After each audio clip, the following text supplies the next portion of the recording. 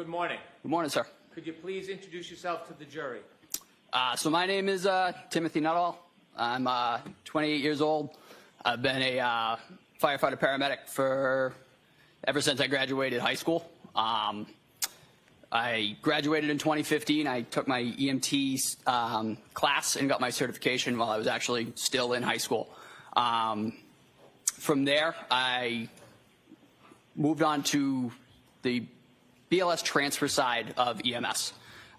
There's 911 EMS, and then there's transfer, which is basically back and forth from hospital to hospital. I was brand new and very young, so I started on the transfer side, kind of learning the job. I started primarily in the city of Chelsea, Everett, Malden, Somerville, up there. And then after a little while, I got my feet wet in the 911 side. So I was running BLS 911 in those cities as well. And then I progressed on to become a paramedic. So, why do you have such an interest in being a first responder at a young age? I kind of grew up in a first responder household. My father was a firefighter in a local town, so we spent kind of a significant amount of time at the station when he was on shift. It's just kind of how I grew up, kind of learning the ins and outs of public safety. That's just kind of how I came to be interested in the profession, and then I took it from there. So, I want to take us back just a little bit. When you first became interested in training to be a first responder, did you share with us your first training was as an EMT? Yes, sir. Can you share a little bit with the jury what that entails? So, to become an EMT, there are two sides of EMS, and then there are two sides of providers. There's EMT basic, and then there's paramedic. To answer your question, sir, to start as an EMT, it's about a 4-month process. You take classes. I believe mine was Tuesday, Thursday, every other Saturday. Learning just anatomy and physiology, basic pharmacology, and kind of how medications interact with the body and different disease processes. From there, you start learning basic interventions, backboarding, C-collars. As part of your work in learning to be an EMT, are you active in the field? The initial training is, that's mostly classroom-based, but once you sit your national written tests and you're able to pass all that and pass practical, then you're able to progress into the field. And did you succeed through the EMT training? Yes, sir. At that point, did you decide you wanted more training? You wanted to proceed through the profession? Yes, sir. So after a little while, I worked for about a year and a half in the field and decided that I genuinely enjoyed the work that I was doing. I then made the decision to progress to the paramedic level. That's a significantly more challenging academic portion. And can you briefly share with us a little bit of the training that you needed to complete to be a paramedic? Yes, paramedic training is about, I would say, generally takes people about 2 years to complete. There's about 1 year of classroom. It delves far deeper into not only diseases, but how they interact with multiple body systems, multiple different treatment modalities that we can pursue, multiple different interventions, a whole host of medications, far more medications than a BLS. As a paramedic, I have a much wider range of drugs that I would be able to select to treat different patients. As you worked through your training and got this experience, did you ultimately become employed by the Canton Fire Department? Yes, sir. What did they hire you as? They hired me as a firefighter paramedic. And so you were both a firefighter and a paramedic? Yes, sir. Does the Canton Police Department, in their units, do they include paramedics and firefighters in the same division? The Canton Police Department? Or the Canton the Canton Fire Department. Canton Fire Department, the vast majority of the employees of the Canton Fire Department are paramedics. I believe there are I want to say 5 EMTs, but now as a requirement to remain employed by the Canton Fire Department, you have to become and maintain a paramedic certification. So when you would go to work as a firefighter or paramedic, was it always the same, or did you get assigned as a firefighter one night and a paramedic a different night? So we would cross-man trucks. We were always fire suppression personnel, but we were also cross-trained as paramedics. So, for example, if a fire call were to come in the town of Canton, and I was assigned to Ambulance 1 for the day, I would take all my equipment off Ambulance 1, and I would transfer it to Ladder 1, and then we would take Ladder 1 to the fire call and operate as fire suppression personnel. If a medical call were to come in, I'm assigned again to Ambulance 1, then we take on the role as EMS. I take my paramedic skills and put them to work in the town on Ambulance 1. Let me ask you one more background question about how the Canton Fire Department works. When there's a call, an emergency call, is an ambulance sent with other vehicles or alone to the call? Yes, sir. It's typically the engine of that district and the ambulance of that district. Depending on call volume, that can change. But if all is not to use the word quiet, it's kind of a taboo word, but if all is everybody's in quarters, and there's a dispatch in District 1, it'll be Canton Engine 3 and Canton Ambulance 1, and they go as a unit together. Mr. Nuttall, I want you to take us back, if you would, to the early morning hours of January 22nd, 2022. I want you to bring us a little bit before 6 a.m. Do you remember what you were doing? Yes, sir. So that particular morning, I arrived at work earlier than I normally do. There was inclement weather that morning, so I left earlier than normal just to get in before the roadways got particularly difficult to travel, and to relieve anybody that may need to get out if they needed to get home before the roads got particularly bad. I arrived just before 6 a.m. I was walking in. I was assigned to Ambulance 1 for that oncoming 24. I was scheduled to be there at 8 a.m. Could you share with us a little bit about how the weather was as you arrived around 6 a.m.? It wasn't great. I was driving. It's about a 35-minute ride for me to get to Canton. The roads were starting to get. They weren't great. They had been treated, but they weren't pristine. The wind was starting to pick up. The snow was starting to come down a little heavier, which is the reason that I left at the time I did. And so I may have misspoke. January 29th, 2022, that morning, around 6:04, did you hear a tone or did you hear an alarm? So the tones went off right as I entered the building. Tell us what a tone is. So the tone is the emergency alert tone. In the town of Canton, we have three. We have one for fire, we have one for investigation, and we have one for EMS.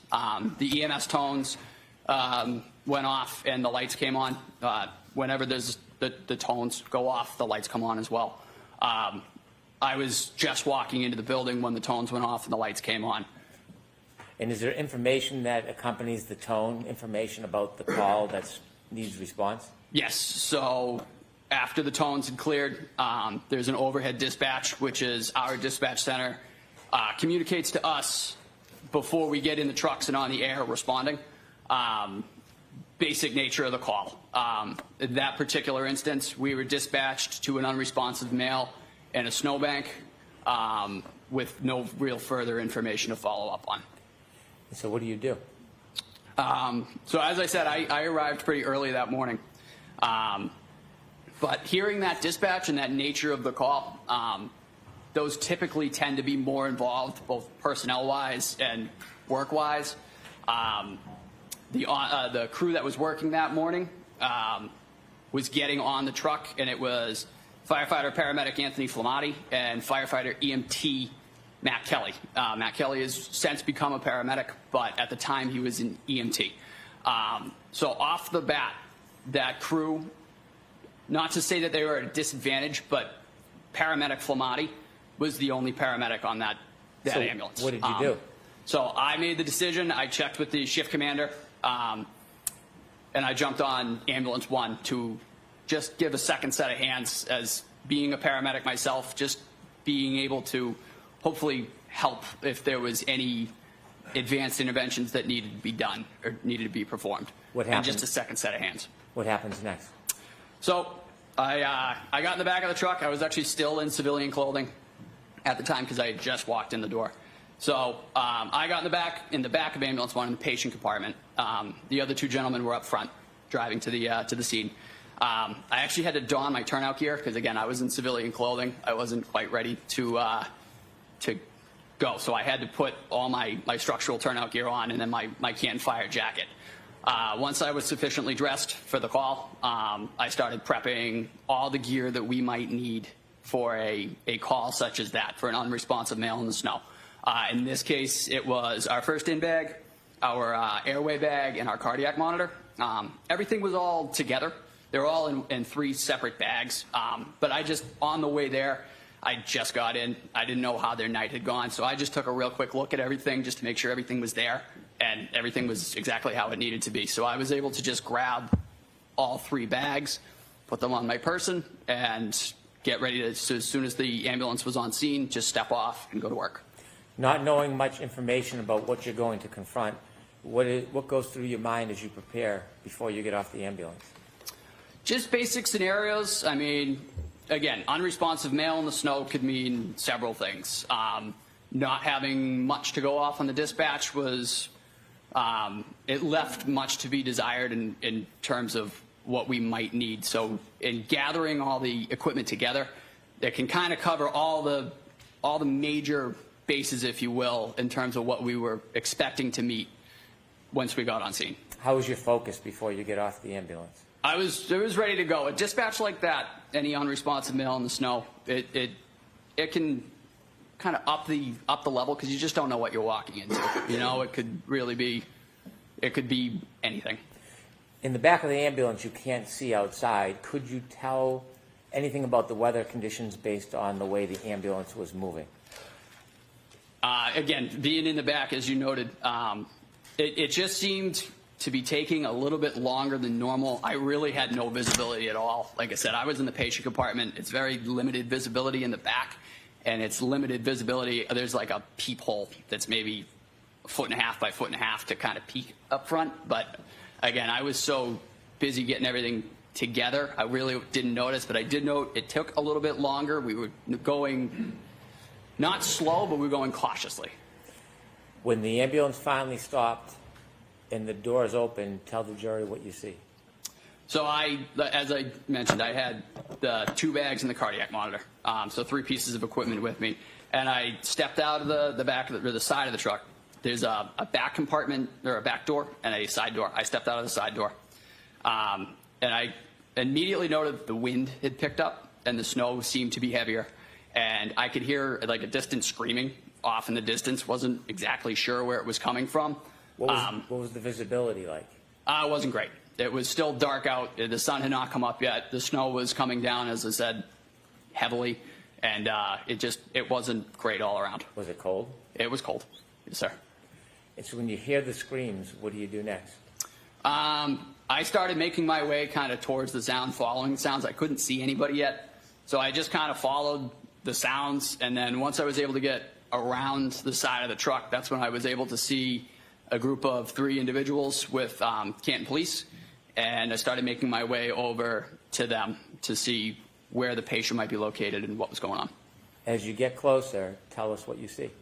So as we approached the scene, as I said, there were 3 individuals, and Canton Police were on scene as well. And then there was what appeared to be a human figure laying supine in the snow. I'd say about 6 to 8 feet, kind of where the sidewalk met the front lawn of a residence. What does supine mean? So that he was laying on his back. Okay. From there, I made my way directly over to that individual and started checking for signs of life. How do you check? Do you get close? Do you get down on the ground? Yep, so I knelt right at his head. Typically, to check for any signs of life, it's just as you see in TV or anything like that. You check the carotid pulse, and you check for any signs of breathing or anything like that. Where's the carotid pulse? So the carotid pulse would be right in the neck. Just real quick, 2 seconds, you can check either side. They're on both sides. Those are the strongest pulses that you can grab quickly. So I just real quick went right to that gentleman. Like I said, I looked for any signs of breathing. I found none. I checked a carotid pulse, and I found none. How was his skin to the touch? He was very cold to the touch. He wasn't warm? No. And so after you touched his cold skin and you felt the carotid artery? Is that how you Yes, sir, carotid artery. Did you come to any initial quick Sorry. Did you come to any initial quick assessments or conclusions in your mind? So I found, like I said, I checked for signs of life, the carotid, the signs of breathing. I found none. From there, we had ascertained that there is no signs of life.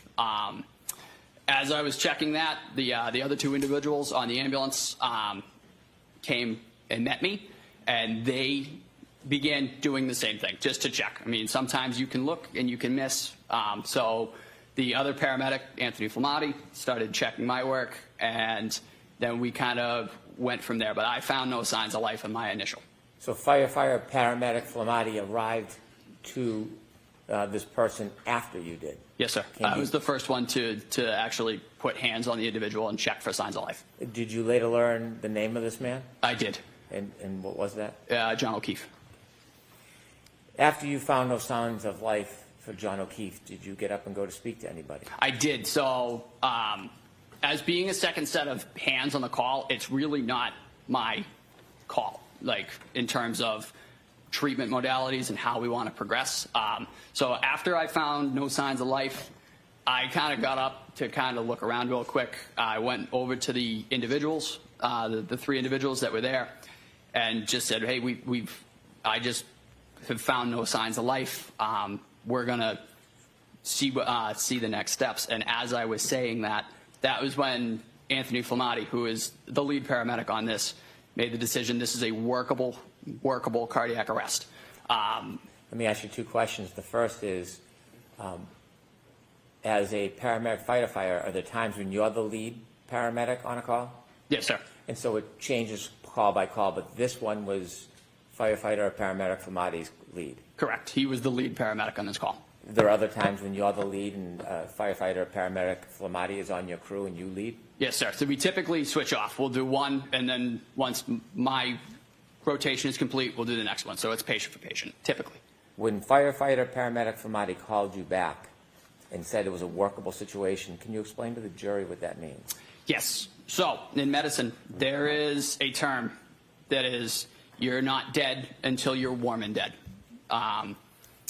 Meaning your core temperature, your core body temperature has to be within normal limits for it to be considered a futile attempt at resuscitation. Noting that, Tony, the other paramedic, Tony Flamati, realized that this gentleman was very cold to the touch and that this was now a hypothermic cardiac arrest, or a cardiac arrest in a hypothermic setting, which means as providers, we have a duty to initiate life-saving measures, CPR, ventilation, and continue those efforts until we get him to a hospital and a physician is able to take over and they are able to monitor his core body temperature for a certain amount of time. I want to ask you about a term you used. You said a hypothermic situation. As a firefighter paramedic treating a patient at the scene, you're not diagnosing hypothermia, are you? No, sir. So you're not making a medical diagnosis. You're just saying it's a hypothermic situation because of why? Just because of the conditions. He was extremely cold to the touch, and he was in the elements. We didn't know how long, so taking the fact that he is extremely cold to the touch and he had been outside for an unknown amount of time, that quantifies it to us as a hypothermic arrest or a cardiac arrest in a hypothermic setting. But is there anything about Mr. O'Keefe's fingers or hands or his face that gave you any indication if he had been there just recently or had been there for a while? His fingers were quite cold. They were not well perfused at all. They were very, very. Mean? I don't know. What does not perfused mean? Sorry, there did not appear to have been any blood flow at all. Just because he was, again, presumably being outside, his fingers were very, very white. They were very stiff, which can be signs of hypothermia and frostbite. And again, touching the neck. So typically, when you get cold, you kind of work back from your extremities in. So again, I noted his fingers were quite cold, but also when I checked his carotid, his neck felt quite cold as well. That just kind of tipped us back further down the road of a hypothermic cardiac arrest. I see. When firefighter Flamade called you back, Yep. where did you go exactly? I went, so when I was told that this is what we're doing, I turned around and I went right back to where I previously knelt, which was right at Mr. O'Keefe's head, and then I took over the ventilation aspect of a cardiac arrest. So I was in charge of the airway. So I began giving him positive pressure ventilations with a bag valve mask, which is just a glorified balloon that you can push oxygen through and down into your respiratory tract to get oxygen moving. While I was doing that, I believe firefighter EMT Kelly had begun CPR. So is this fair to say it's a team effort, Yes, sir. a coordinated effort? Very much so. And depending on where you're placed, whether in the back of the ambulance or driving or leading, does everybody have an important role to play? Yes. Yeah, we work in conjunction with each other. Typically, the most well-defined roles in a cardiac arrest in EMS is your airway monitor, which was myself in this situation, and then your cardiac and medication administration, which is, that would be Anthony Flamati, that would be Tony. Just because of my position at the head, I just took over the ventilation aspect, and that was where I remained throughout the call. You said you went back to try to help Mr. O'Keefe, and you were giving, helping at the airway. Do you have to actually get on the ground to do that? Yes, sir. I was kneeling at his head. While you were kneeling at his head, well, let me ask you more of a background question. Is it helpful to get information about the history of the person when you're trying to treat them when you happen upon a scene and you don't know the history? Yes, sir, very much. Getting information on medications, history, and allergies is our top priorities in just any call, not even this call, just really any your run-of-the-mill fall or chest pain. That's typically the first questions that we ask. What medications are you on? What medical history do you have? And do you have any allergies? The medical history is important because if you've had heart attacks in the past, or just using a generalized example, if you've had heart attacks in the past, does this feel like a previous heart attack? It kind of gives us something to go off of. As you were nailing, I want you to take us to that moment. As you're nailing, trying to help Mr. O'Keefe, did you have a chance at any point to look up? I did. And when you looked up when you were trying to help Mr. O'Keefe, can you tell us who you saw? I saw a middle-aged middle-aged female with blood on her face. And real quick, as I was in the process of providing ventilations, I said, do you know this person?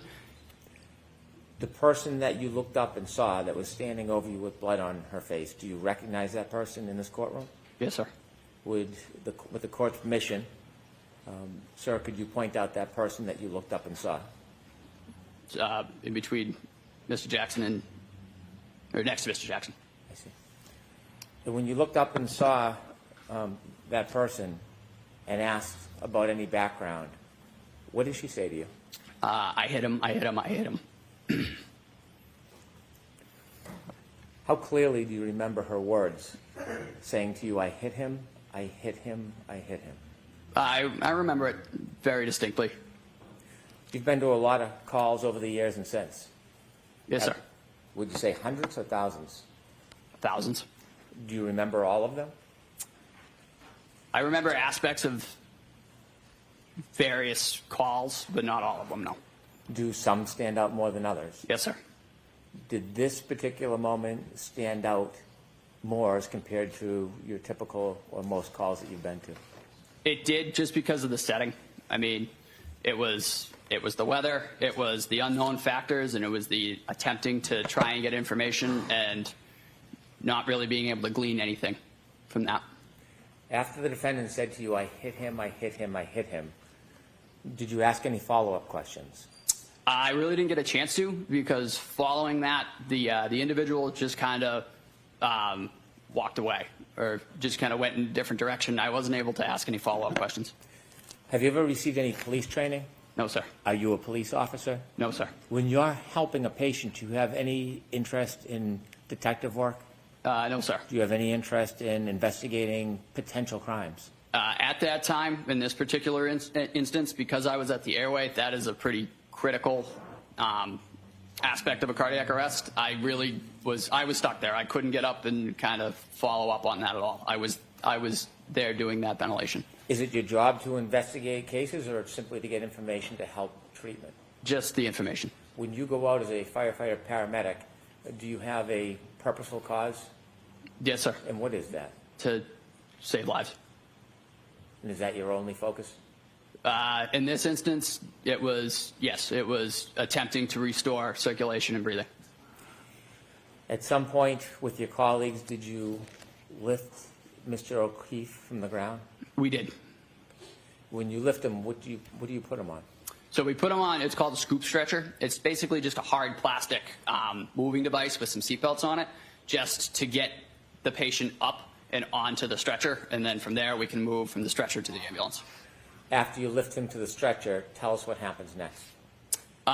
So we put Mr. O'Keefe on the scoop stretcher, and we were able to get him onto the stretcher itself and then off to the ambulance. From there, I maintained my role as the airway individual on this call. So we made our way to the ambulance. I got in the tech seat, which is directly behind where the stretcher locks in, so I had access to the airway again. I was continuing to provide positive pressure ventilations to Mr. O'Keefe, and we had put in an OPA as well, which is just a plastic hook, if you will. It just keeps the tongue from falling back into the airway, so we can continue to provide positive pressure ventilations. Once we got him in the truck and we continued that effort, we set up a suction system, and we prepared to intubate Mr. O'Keefe. We prepared a suction system just because as I was ventilating outside of the ambulance, there were some secretions in the airway that I could see, and you could kind of hear it as you go to squeeze in breaths into the individual. You can kind of hear the secretions kind of getting like bubbly and stuff like that. So we knew we were going to need to suction him. So we got him in the truck. We really quickly suctioned him, and then we were able to intubate him successfully to definitively give him an advanced airway and give him better ventilations, get more oxygen into his system. Now, you mentioned that he wasn't warm, he was very cold. No, he was still very cold. What does the team do to try to assist with that? The most basic thing that we did, we turned the heat on as high as it would go. We also stripped all of his clothing off, just getting all of that wet clothing off of him. I didn't really have a role in that particular part of it, just because once you're on the airway, that is kind of yours.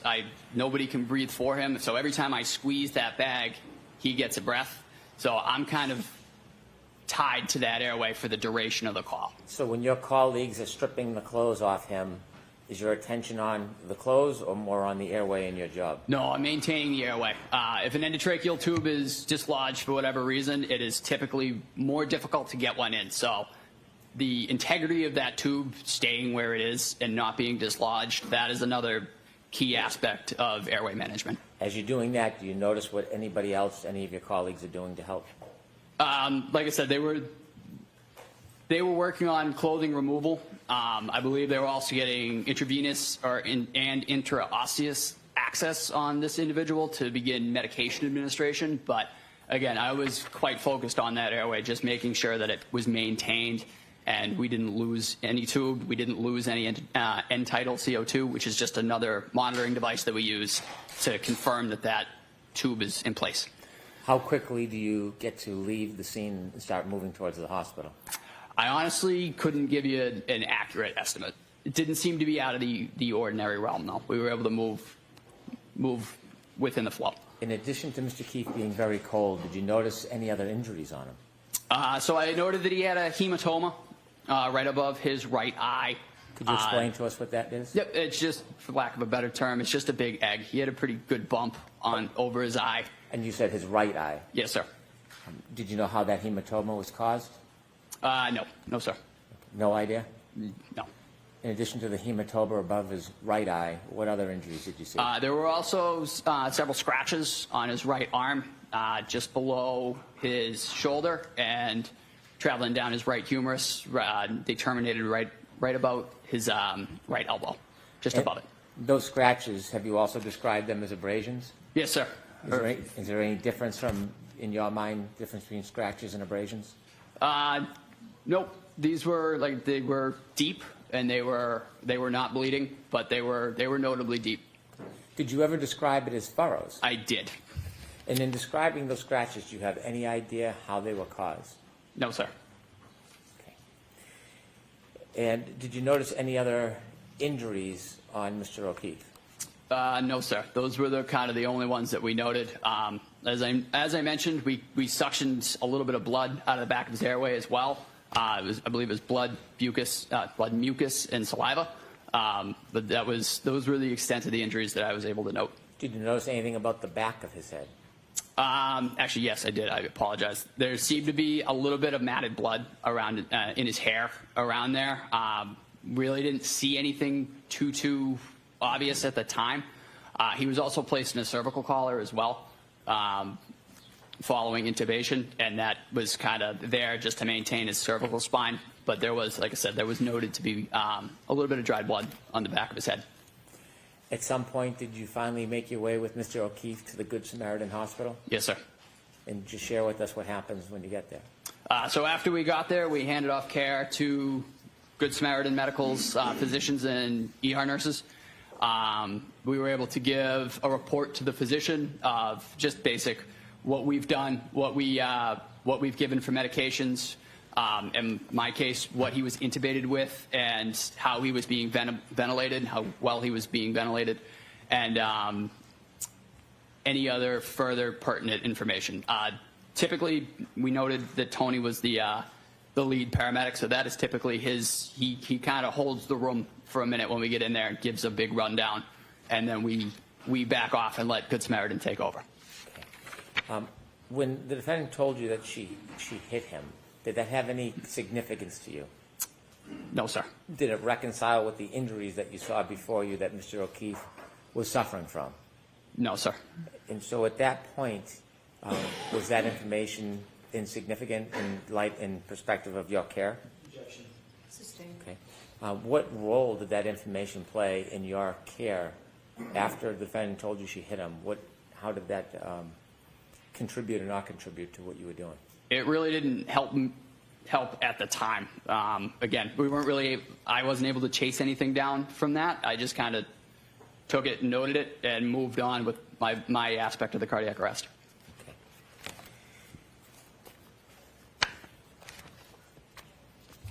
Have you had an opportunity at any point to see any video of that morning taken from any source, a police car, dash cam? Yes, sir. Your Honor, I'd like to introduce a video stream. Okay.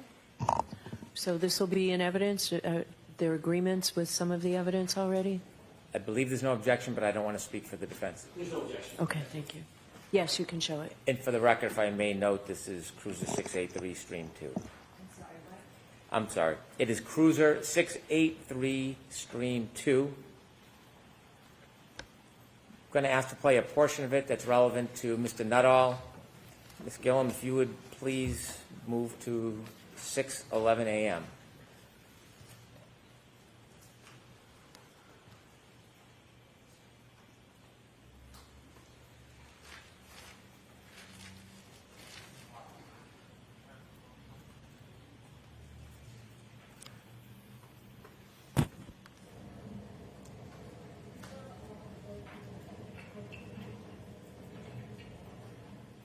Please stop the video. Mr. Nuttall, do you see the red lights reflecting on the left? Yes, sir. Do you know what those red lights are? Presumably, those would be ambulance 1. Yeah, so not what you presume. Do you know what they are, sir? And those are the lights for ambulance 1. Do you see the weather conditions as it's depicted on this video? Yes, sir.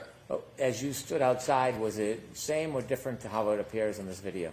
That is the same. When you look to the left, you see a straight line about an inch or two from the left of the screen. Do you know what that item is? Sorry, sir. Repeat the question. If you look to the left of the screen, Yep. you'll see a straight item from the bottom halfway up the picture. Do you know what that item is on I the believe video? that's a flagpole, sir. Do you see a little bit of movement of bodies near that flagpole? At the present time, no. Okay. Could we continue to play, please?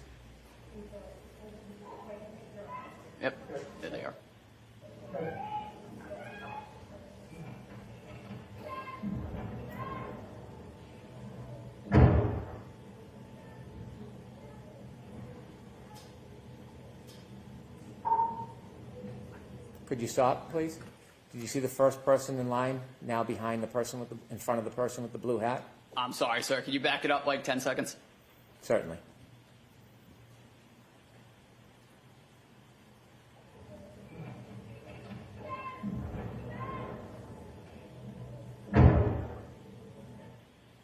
Keep going, please.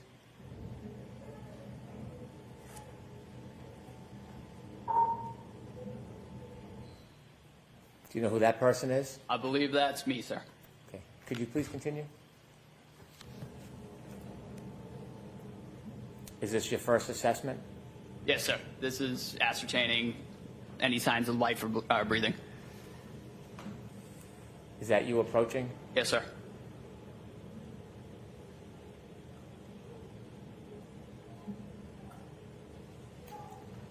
Could you stop, please? After informing you return, is that after Firefighter Paramedic called you? So right after that, when I turned around, that was when Tony said, hey, we're working this. Okay. Please continue.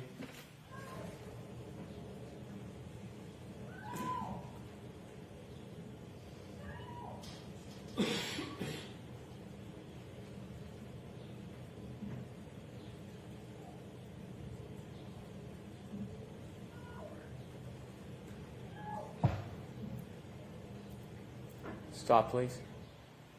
And do you see a person come over to where you are? Yes, sir.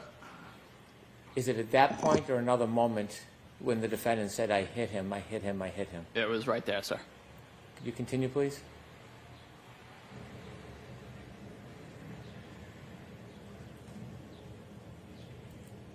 Could you stop for a moment? There's no voices or noises from people coming through that audio. When you were there that night, throughout the event, was it silent or were people speaking? Did you hear people speaking? There was, as I noted when I got out of the truck, there was quite a bit of screaming. It was quite chaotic. The wind was also a factor, but there were people around. They were speaking within themselves too, but there was screaming, there was wind, and there was different side conversations as well. And when you were working on Mr. O'Keefe, were you having conversations with your colleagues? Yes, sir. They're not picked up on the audio? No, sir. Please continue.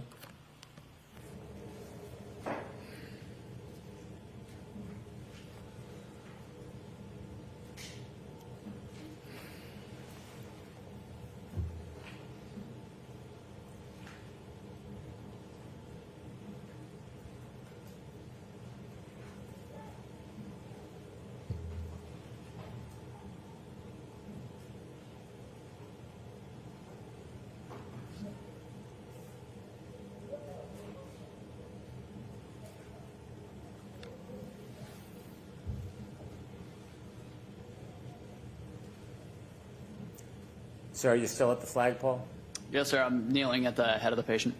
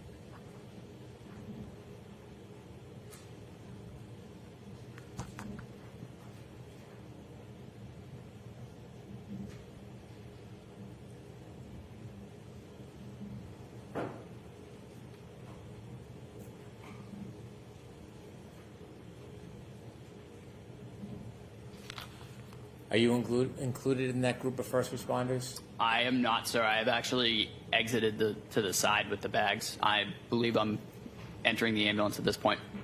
Okay. Thank you. We can conclude the viewing.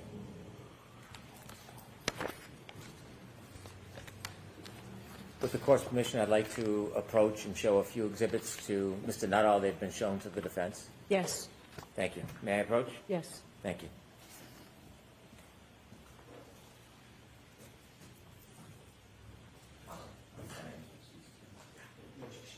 No objection. Can I show you a photograph?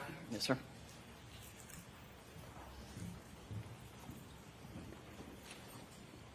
Sir, do you recognize what's in that photograph? Yes, sir. Those are the scratches on Mr. O'Keefe's arm. Does that appear the same as when you saw his arm that morning, or is there any differences? And if there's any differences, can you share them with us? That appears how they were to me at the time of the incident. Okay. May I approach again, Your Honor? Yes. I'd like to introduce this as an exhibit, please. Okay. Here also. I'm going to hand you a... Hold on. I'm sorry. Thank you. Pardon me, Your Honor. May we publish to the jury? Yes.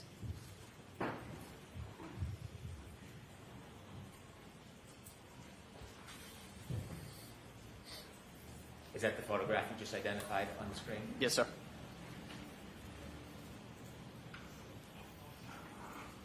Showing you a second photograph, I'd like to ask you some questions about it. Can we take that one down, Mr. Brennan? Yes, of course. Please, Ms. Gilman. Thank you. Does that photograph, do you recognize that area? Yes, sir. Is that the same or substantially the same area where you helped try to treat John O'Keefe? Yes, sir. Does that look to be a fair and accurate representation of the area? It does. With the court's permission, I would introduce this as an exhibit, please. Okay, and there's no objection to any of these three? None. Okay. Yes. Thank you. Thank you. With the court's permission, could I publish exhibit 2? Yes.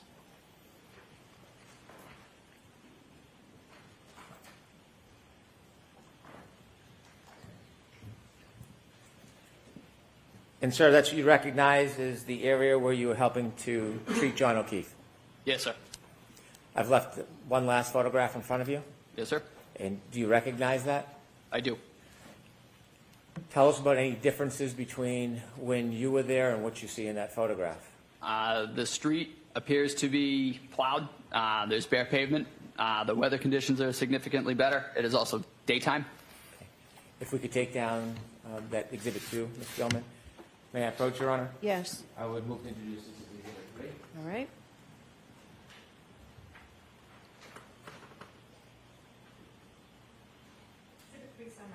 With the court's permission, I'd like to publish exhibit 3. Sure.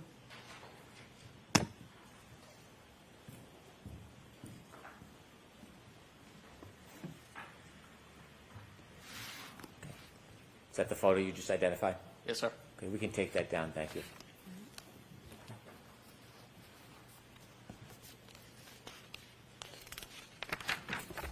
Thank you, sir. I have no further questions, Your Honor.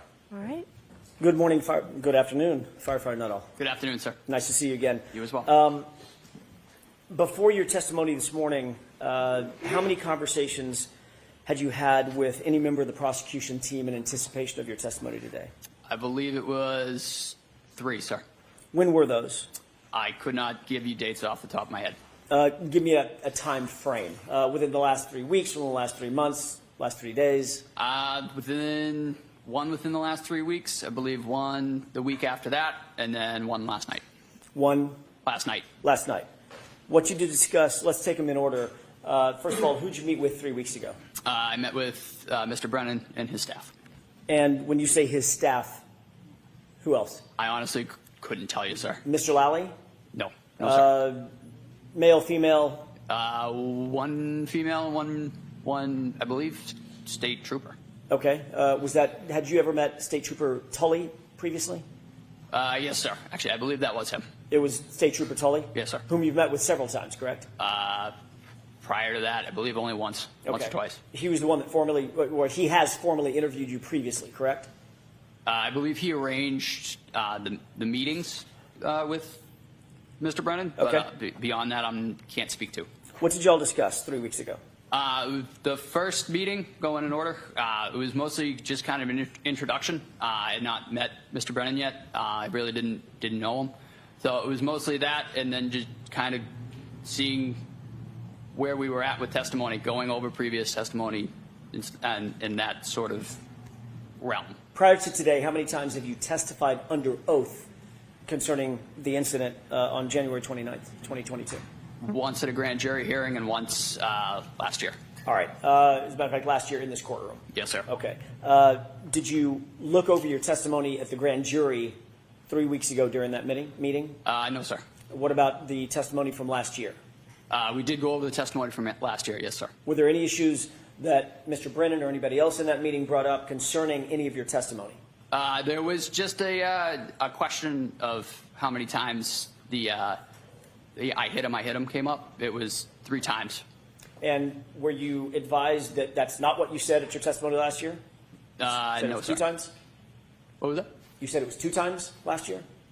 I honestly can't recall, sir. Okay. But you just saw that, or you just read that and went over that 3 weeks ago. I believe so, sir, yeah. But you can't remember, as you sit here today, just 3 weeks ago, what y'all discussed in terms of how many times you previously testified that you heard the phrase, I hit him. So previously testified possibly to 2, but it was 3.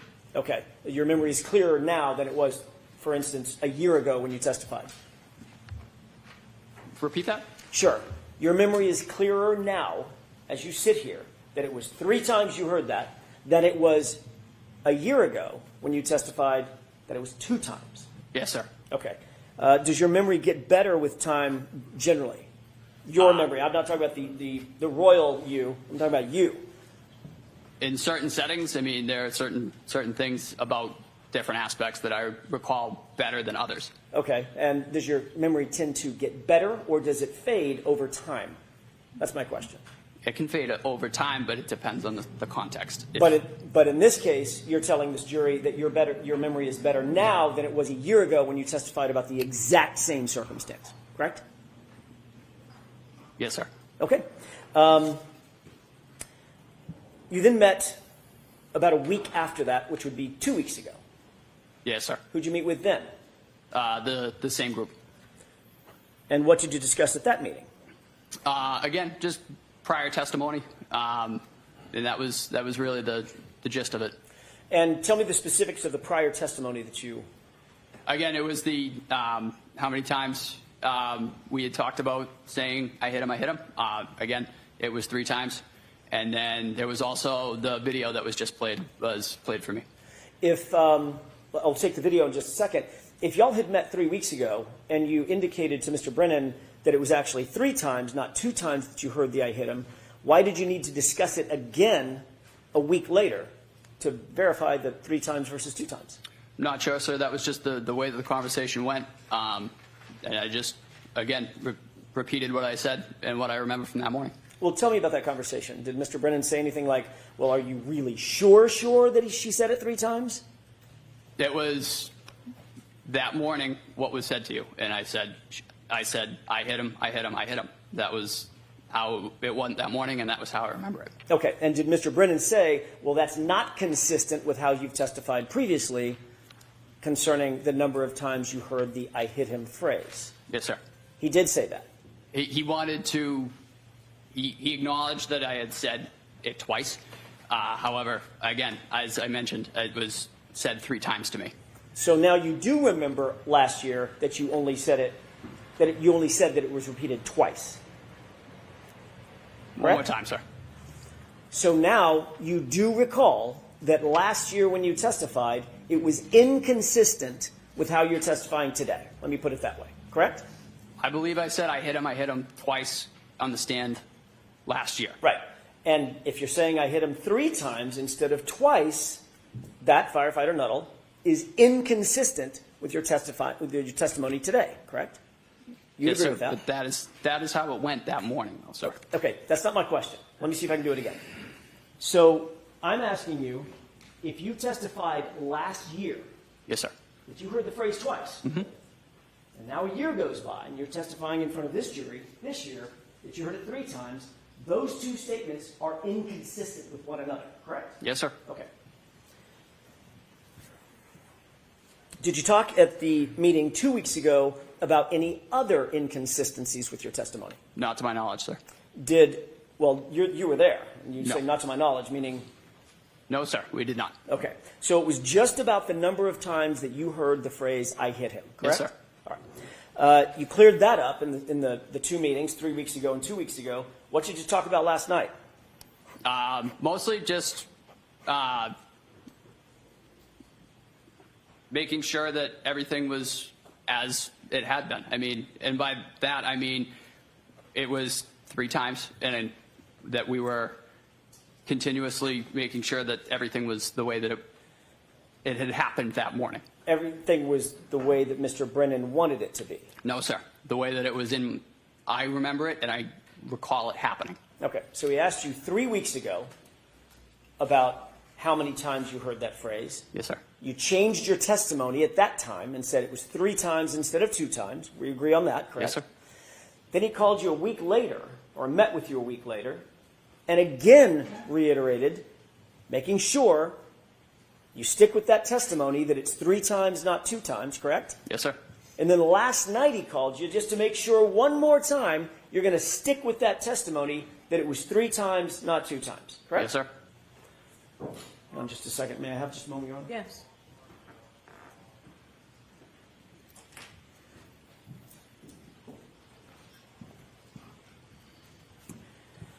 Okay. And when you talked last night, did you assure Mr. Brennan, nope, when we come in tomorrow, I'm certainly going to say it was 3 times, not 2 times? No, sir. I told him I would tell my recollection of that morning. Okay. And did you tell him that what my recollection is, I'm going to tell the jurors it was 3 times that I heard it? That was what I heard. Okay. Did you tell him that's what you were going to say today? No, sir. You didn't? I told him I was going to tell him what I remembered from that morning. Which was what? I hit him, I hit him, I hit him. Which is how many times? 3 times, sir. And that's inconsistent with what? I believe a year ago. Okay. Now, you also talked about, I want to get back to the other thing that you talked about. You said that at some point, either in the meeting 3 weeks ago, the meeting 2 weeks ago, or the meeting last night, you were shown a video. Yes, sir. Which one of those meetings were you shown a video? I believe the second one. Okay. Were you shown the entire video? No, sir. Just the clip that we saw? Yes, sir. Okay. What did y'all talk about in relation to that video?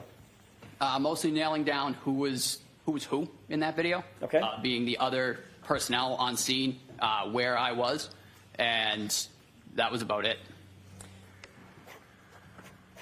He showed you the clip that you showed. He showed you the clip that you just seen on direct examination, correct? Yes, sir. Did you tell him where you were?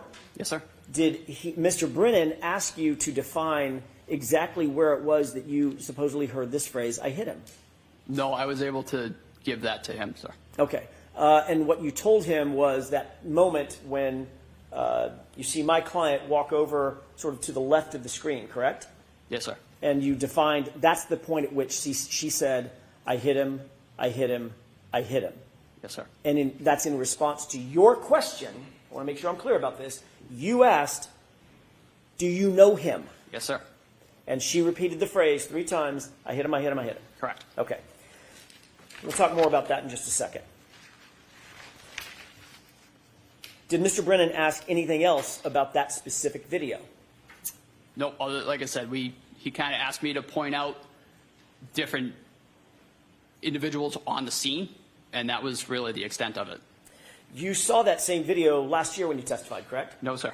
You didn't see it last year? Not to my knowledge, no. In preparation for your testimony last year? I did not. Did you see it before your grand jury testimony? No, sir. Okay, so this is the first time that you've seen it. Yes, sir.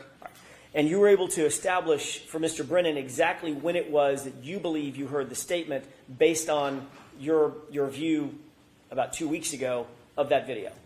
No, that was the way that I remember it. Right, That but not morning. a trick question.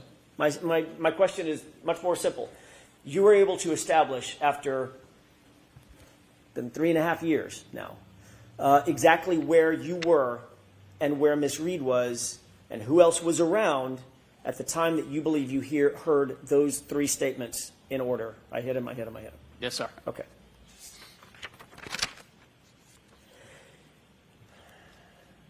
You testified last year as well that there is a normal protocol for removing clothing from a patient, and it's essential to just discard it and get it away from the patient so that you can concentrate on the life-saving measures that you're undertaking, correct? Yes, sir. That could be done you said in the ambulance, it could be done in the hospital, it could be done in situ, out there in the field, correct? Yes, sir. But the point is you want to get as much clothing off of the person as possible so that you can assess that person's physiology. Yes, sir. There's not really a lot of care taken to preserve the clothing from an evidentiary standpoint, in your view, correct? We're trained to try and, just to take example of a shooting, try not to cut through the entrance wound of the clothing. Fair enough, fair enough. I mean, when you're literally trying to save someone's life, your job is to get the clothing off and get it out of the way. Yes, sir. You're not sticking it in an evidence bag and sealing the evidence bag, things of that nature. No, sir. So it might end up on the ground. Yes. Right? Might end up with some debris on it. Yep. Might end up on the floor of the ambulance. Yes, sir. Could end up in the floor of the hospital, or on the floor of the hospital. Is that right? Yes, sir. Okay. And if it's tossed in the floor of the ambulance, the clothing may well pick up debris from the ambulance.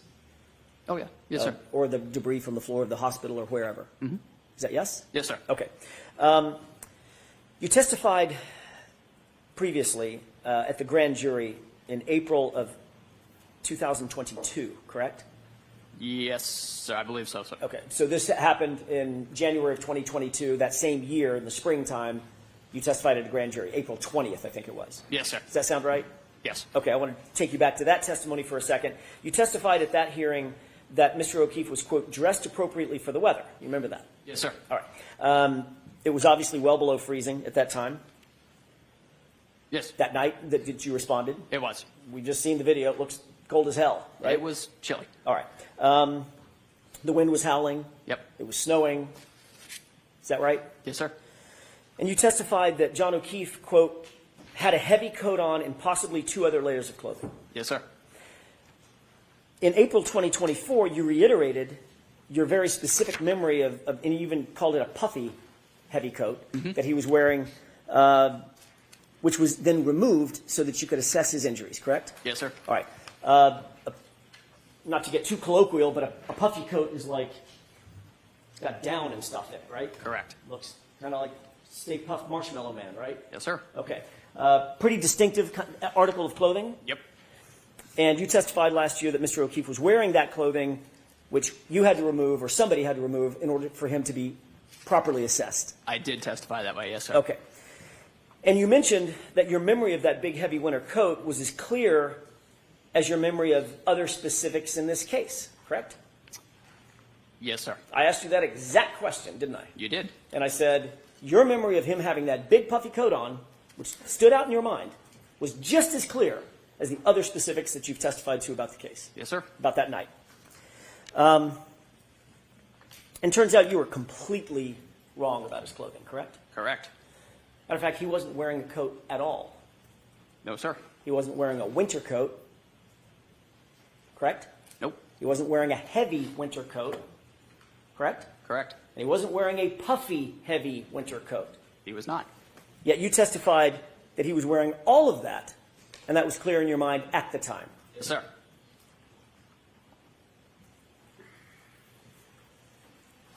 Did Mr. Brennan bring that up during the meeting 3 weeks ago? He asked about what I had meant when I said appropriately dressed. So you did talk about something other than just the I hit him, correct? Yes, sir. When I asked what y'all talked about, why didn't you tell us that? To be perfectly honest, sir, I did not remember until right now. So your memory is fading even after 3 weeks. Yes, sir. Got it. The fact is, well, let me ask you a different question. Did Mr. Brennan tell you what Mr. O'Keefe was actually wearing? No, sir. Actually, I believe you did. Last year, didn't I? Yes, you did. It's a short sleeve T-shirt and a little thin wool hoodie, right? Yes, sir. Okay. Wasn't wearing a hat. No, sir. Wasn't wearing, as a matter of fact, didn't even have a shoe on, correct? Not to my knowledge. And obviously, goes without saying, but I'm going to ask it anyway, that's not being appropriately dressed for the winter. No, sir. Yeah. You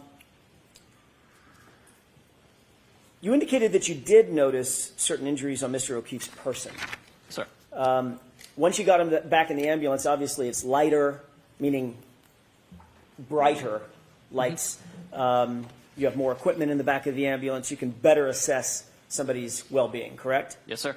And you indicated you had a, quote, much better picture of what we were dealing with, correct? Yes. You noticed once in the back of the ambulance that he had trauma to the right side of his head. Correct. And as a matter of fact, when you were pointing at it, I'm doing that on purpose because you pointed to the right side of your sort of forehead above your right eyebrow, correct? Yes, sir. Okay.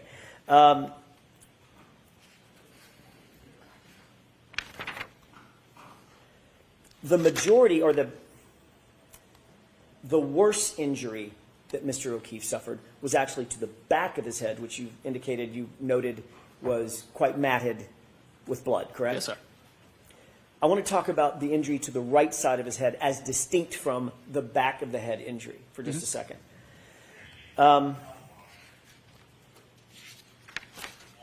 Before I get to that in detail, let me ask you, because I just sort of want to cover the bases. You noted the back of the head injury, correct? Is that yes? Yes, sir. You also noted the front right side of the head above the right eye, correct? We did. You noted some injury to his eyes. They looked blackened. Yes, sir. But primarily the right eye was blackened? Yep. And there was a golf ball size egg, I think you put it, over his right eye, It did. often called a hematoma. Correct. And you also noted when you got his shirt off that he had scratches along the right side of his arm. Is that right? Sir. You indicated on direct examination today that you believe those scratches ended where? Meaning from top to bottom? And I'm not using anatomically correct No. language. So from shoulder to wrist, where were the scratches that you noted? There were several. As I noted, they were on his right humerus area. Tell me what a humerus is. The right arm. Biceps. Right about here. Okay. No, a little further, like between where your bicep and your tricep kind of meet. Right, Got it. right about in there. Okay. And what did the scratches look like? They were deep, infamously referred to them as furrows, but they were quite deep. You could tell that there had been some material removed. Okay. Material meaning skin and flesh. Yes, sir. Okay. Some biological material. Mm-hmm. Is that yes? Yes, sir. And were they parallel? Meaning they were going in the same direction? Yes. Were there any scratches below the elbow as There well? were. Yes, there were. They were not as significant as the ones on the upper arm, but they were noted. Okay. And those were parallel as well? Yes, sir. And they looked like scratches to you. That's how you described them? They did.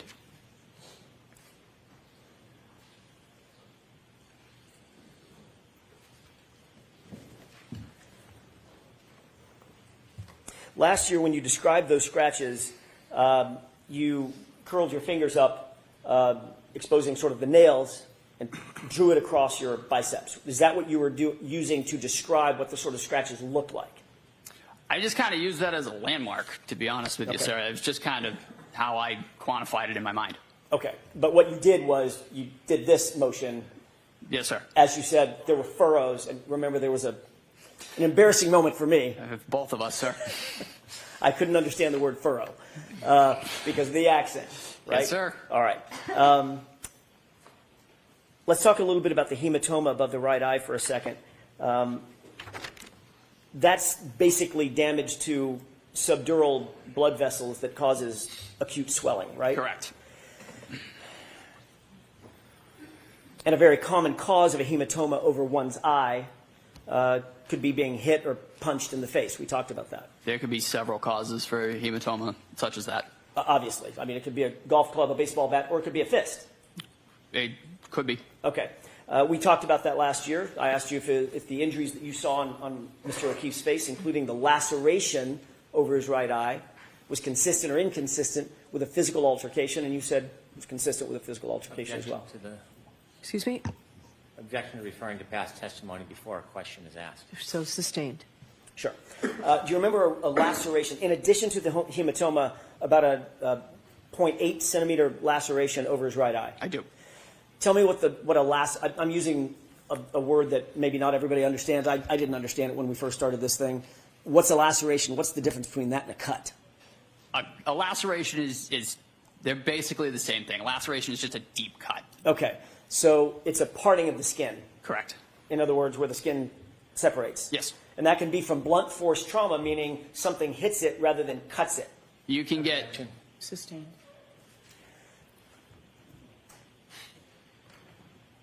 What are some of the causes of lacerations? a laceration, as you noted, blunt force, but you can also get a laceration from a slashing movement, from a stabbing. I mean, that is still a laceration. What about a hematoma? That is primarily caused by blunt force trauma. Right. And the hematoma and the laceration were right next to each other, correct? Yes, sir. Okay. And you indicated last year, or let me ask you this way. Is that consistent or inconsistent with a physical altercation? Objection. Can you answer that? I could not say, Your Honor. Okay, next question. Well, last year, you indicate you can't answer that. Last year, you did answer it, didn't you? Objection. So I need to see counsel at sidebar for just a minute, please. Firefighter Nuttall, over the lunch hour, did you discuss anything that we had discussed this morning or earlier in the session with anybody about No, your sir. testimony? No, sir. Okay. You did mention earlier today the EMTs that were with you that responded to the scene. You mentioned, I think you said Anthony Flamati, correct? Yes, sir. You mentioned Kelly, and I want to say Matthew. Matt Kelly. Matt Kelly? Yep.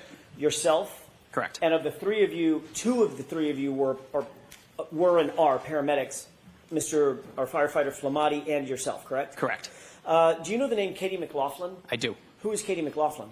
She is a firefighter paramedic for the town of Canton. Was she also on the call? She was. You didn't mention her this morning. It did not come up. She responded on the initial dispatch on engine 3. You were asked who responded with you, correct? Yes, sir. By Mr. Brennan. Yes, sir. And you mentioned yourself. You mentioned Tony Flamati. You mentioned Matt Kelly. Yes, myself, firefighter Flamati, and firefighter Kelly responded in ambulance 1 together. Okay. And how did Firefighter McLaughlin respond? So she was assigned to engine 3 that night. She was with Lieutenant Woodbury and firefighter paramedic Frank Walsh. She also, in addition to Walsh being, it's Frank Walsh? Yes, sir. In addition to Firefighter Walsh being a paramedic, Katie McLaughlin was also a paramedic. Correct. Okay. So she responded to the scene at the same time as you, generally, but in a different ambulance. In a fire truck, in a piece of fire apparatus. She was Got in it. engine 3. Got it. Engine 3. Okay. And she was with you, generally, when I say with you, at the scene during the entire time that you're describing the events that you described with Mr. Brennan on direct examination. For the most part. Okay.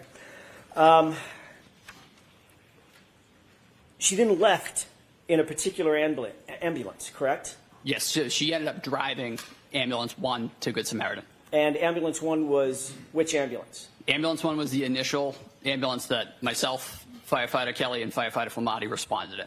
So right after the scene you described, as you're leaving the scene, Firefighter McLaughlin is in the ambulance with you and Firefighter Flamati, correct? She is driving. So the 3 of us are in the back in the patient compartment. She is up front in the driver's seat. Once at the hospital, did Firefighter McLaughlin go into the hospital with the other firefighters? I believe so, yes. So she was with you in the engine, she was, although in the driving cab, she was with you, ambulance in the driving cab. She was also with you right after the scene at the hospital, correct? Yes, sir. And she was also with you later after you cleared the hospital and went back to the station. Yes, sir. You had discussions with Firefighter Flamati about the incident. That would be normal protocol. Correct. Almost like a debrief. Sure. You had the same types of discussions with Firefighter Kelly, Matt Kelly. Yes, sir. I'm guessing that you probably had the same sorts of discussions with Firefighter Walsh. I actually don't know if I saw firefighter Walsh when we got back. The weather was right at shift change, and the weather getting back was also getting worse, so I honestly couldn't speak to that. And you also had conversations with Firefighter McLaughlin after you cleared the hospital and got back to the station as well. She was part of the debrief, yes, sir. Okay. And all of you discussed what you did, saw, and heard, generally speaking, while at the scene, correct? Those are more in terms of getting equipment wrangled, really kind of how they go. What did we use? What do we need? What are we going to have to restock when we get back? Right. But there also was obviously discussions about what had just happened. I mean, you or dealing with a dead or dying police officer on a lawn, on a snow-covered lawn in a cold environment? I honestly couldn't speak to that, sir. I honestly don't remember. It's because you don't remember, correct? Well, like I said, it's mostly those debriefs are usually they're very equipment oriented because the goal at that point is to get back in service. My question is not about the equipment. Obviously, you're going to discuss the equipment, make sure that the ambulance is ready for the next call, etc. I'm asking about a general debrief with the fellow firefighters, male and female, that you were with at that scene. You're telling me that you don't remember debriefing and discussing the incident and your observations at the incident following that incident? No, sir. Okay. But your memory, you indicated earlier, gets better with time, right? Yes, sir. You don't remember it as you sit here today? Ask the question again. Sure. Do you remember discussing with Firefighter Flamati, Firefighter Walsh, Firefighter Kelly, Firefighter McLaughlin, any of them, your observations and what happened while at the scene after you cleared the hospital and got back to the station? No, sir. Have no memory of that whatsoever? No, sir.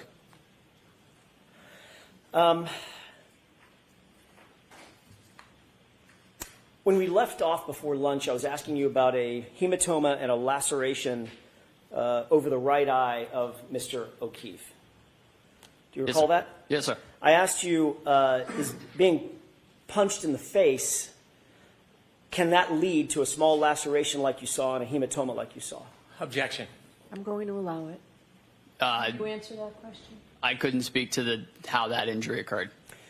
Is it consistent? Are those injuries, just those injuries, are those consistent with being punched in the face? Those injuries could be sustained from numerous ways.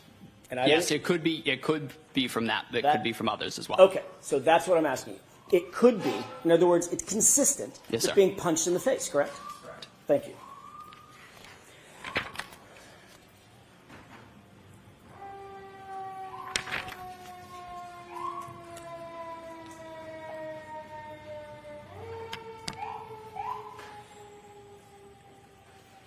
I want to ask you about this statement that you indicate that you heard that now is 3 statements, 3 phrases, correct? Yes, sir. When you heard this statement, describe for me exactly where you were. What were you doing and who was around you? I was knelt at the head of John O'Keefe with a bag valve mask, delivering ventilations. Firefighter Kelly was to the right, and Firefighter Flamati was on the left side of Mr. O'Keefe, and the 3 of us together were working to perform CPR and ventilations. And your job, and I hate to butcher it, but Nope. you'll correct me. Yes, sir. Your job was to do the airway, correct? Yes, sir. And I'm picturing a big balloon-like apparatus that you put over the patient's mouth and Exactly. squeeze it. Yes. That's as opposed to, it's an advancement on just mouth-to-mouth resuscitation, correct? Correct. Yeah. You were the airway person doing the squeezing of the bag. Correct. What was Tony Flamati, Firefighter Flamati, doing? He was starting CPR, in which that point was taken over by Firefighter Kelly. Okay. So Firefighter Flamati, when you say starting CPR, describe what that means. What is the physical act of CPR? So you put both hands together like this, one on top of the other. You put it right on top of the sternum, and you begin doing chest compressions 2 inches deep, allowing full recoil for 100 to 120 beats per minute, compressions a minute to sustain a cardiac rhythm. You're manually making the heart beat with each compression. Which means that is a rhythmic pumping motion, correct? Yes, sir. So if you see someone doing CPR, you're probably going to see their shoulders moving up and down and moving rhythmically, correct? Correct. Do you remember what Firefighter Flamati was wearing? You had just come off of actually, you were just coming onto a shift, so you didn't have all your foul weather gear officially, correct? I had my puffy jacket. Okay. I had my Canton Fire jacket. Got it. Firefighter Flamati, on the other hand, had a bright yellow jacket, Correct. sort of reflective and a safety jacket. Yes, sir. And he was kneeling to your left at the time doing, have I got that right? Yep, nope, yep, you got that right. Okay, he's kneeling to your left at the time doing chest compressions. That's when you indicate that Miss Reed walked over and made the statement. Correct. And Kelly was there as well? Yes, sir. Kneeling right beside all three of you as Firefighter Flamati was giving the chest compressions, correct? Yes, sir. Okay. You indicated that the statement was in response to a question that you asked of my client, do you know him? Yes, sir. Is that right? Correct. And she responded to you with the phrase that you've used, I hit him. I hit him, I hit him, I hit him. Right. So it's absolutely clear in your mind when that statement was made, you were knelt down over Mr. O'Keefe. Firefighter Flamati was doing the CPR, and Kelly was with the both of you when you posed that question. Yes, sir. It's a very detailed memory. Yes, sir. You indicated, Mr. Brennan, that sticks out in your mind. Is that right? It does. But that's not at all what you told Trooper Proctor on February 8th, just 10 days after this incident, is it? I don't recall what I told Trooper Proctor. I thought your memory got better with time. I don't recall that meeting. Okay. I recall meeting with him, but I don't recall the extent of what was discussed. You literally don't recall anything that was discussed in that meeting in that formal interview with the lead detective on this case. We discussed the case, but I don't, in his words, I'm not sure what he put down. What you said to Trooper Proctor on February 8th, 10 days after this, was you overheard Miss Reed say, I hit him one time to another female that she was talking to. Correct? Objection. No, I'll allow it. Did you say that? I have no memory of this, Your Honor. Okay, next question. Did you say that her statement was an answer to a question posed by the female or a discussion with the female? Break that down for me, sir. Sure. Did you tell Trooper Proctor on February 8th that what you heard was Karen Reed speaking to a female, not answering a question that you posed? Again, I don't recall that specific question. Did you tell Trooper Proctor on February 8th while you were rendering aid, and at the time you heard the statement, Miss Reed was actually praying over John, your words, praying over John? I don't recall ever saying that.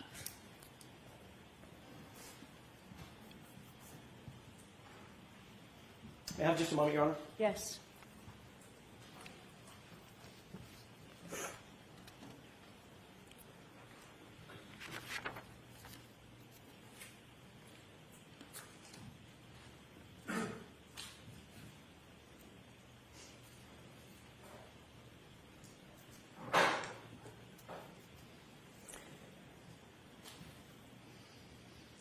Did you say that you observed Karen Reed to have blood on her face from providing mouth-to-mouth breaths to Mr. O'Keefe prior to your arrival?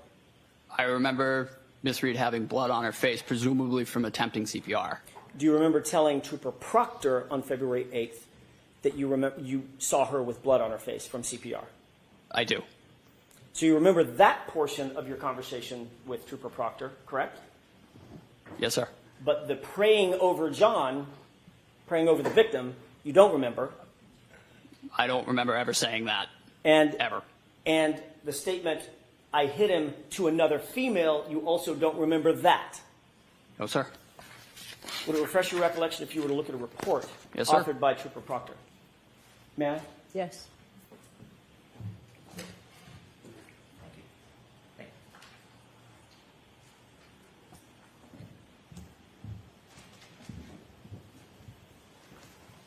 May I direct the witness's attention to the second page, Your Honor? All right, why don't you take a look at that, sir?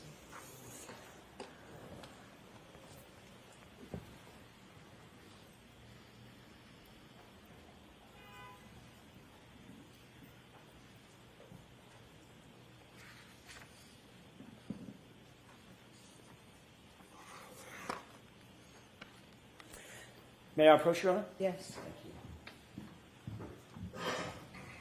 Sir, did you have an opportunity to glance at the report that you were just shown? Yes, sir. Does that refresh your recollection about your conversation with Trooper Proctor that he put in a report? It does not, sir. So as you sit here, you have no memory of what you just read in this report from Trooper Proctor, the lead investigator on the case? I have no recollection of ever saying that anybody prayed over anybody ever in this case. You did see it in his report, though. Sustained. You've admitted under oath that your memory of the events at that time, from that time frame, January, February 2022, is faulty, correct? No, sir. In your April 2024, it's April 30th, 2024 testimony from last year,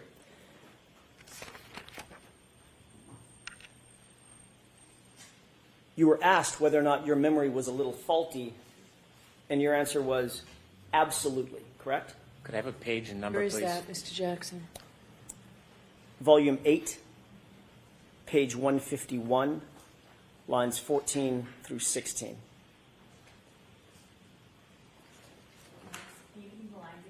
Lines 14 through 16. I'll just allow counsel to get that up.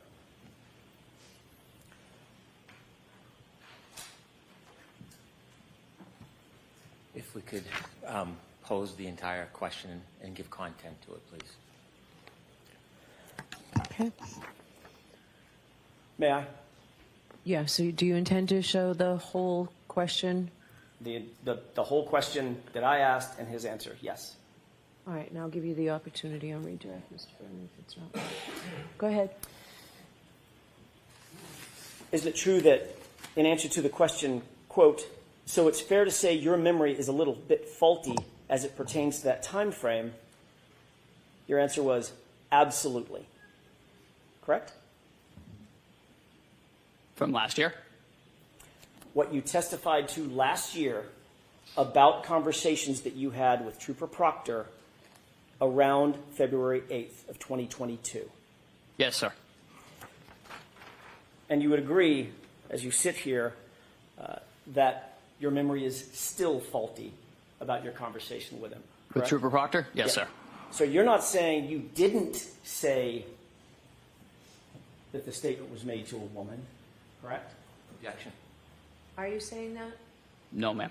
Okay, next question. Thank you. And you're also not saying that you didn't say to Trooper Proctor that you saw Karen Reed praying over John O'Keefe. Objection. So I'd like you to ask that differently. Did you say that? I have no recollection of saying that ever.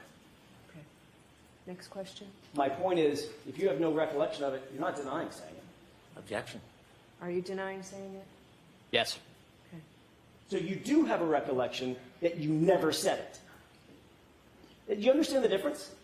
Oh, sir, I don't believe I've ever said praying. That's really not something that I would have said.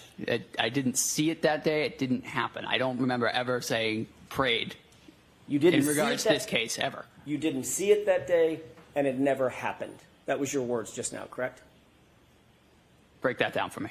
You didn't see it that day, and it never happened. That's what you're saying about the praying statement, correct? Yes, sir. And in that same exact statement, you also included the phrase, I hit him, correct? No, sir. In the statement that you made to Trooper Proctor?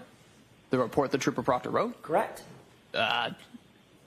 Again, I don't remember ever saying the words praying over him. I do distinctly remember I hit him, I hit him, I hit him. Which doesn't appear in that report, does it? Objection. I'm going to sustain that, Mr. Jackson. You directed him only to page 2. Understood, Your Honor. I'd like to show you a short portion of a video, the same video that you were asked to look at on direct examination.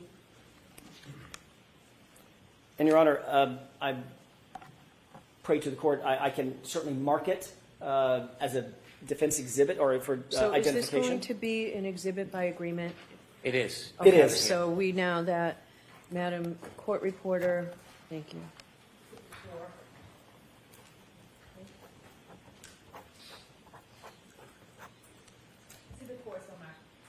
Thank you, Your Honor. With the court's permission, may I play a portion of that video for the jurors? Publish it. Okay. Which portion, so people know? I'm going to start it at about, I want to say 6:55. Mr. Wall could cue that up.